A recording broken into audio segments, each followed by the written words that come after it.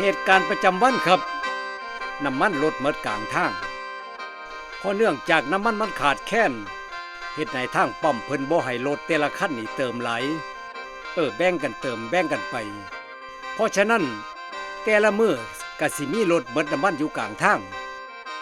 บางคนก็เลยถือเอาวิกฤตนี่กลายเป็นโอกาสคือเหตุการณ์นี้แหละครับมันสิเป็นจังไดติดตามเบิ่งครับเพื่อเป็นอุทาหรณ์สอนใจโดยเฉพาะสาวๆเด้อครับเด้อ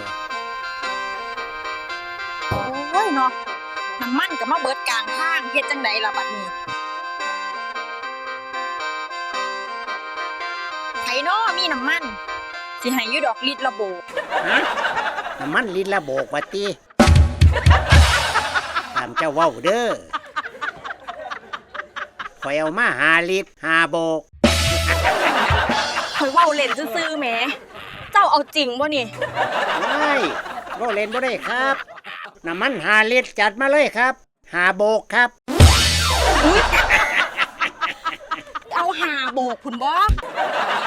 เป็นความจริงแล้วดีตัวข่อยเบ้าลิตรละ2 โบกกันไปขึ้นจากหน้าพุ่นเสร็จแท้ละมื้อเนี่ย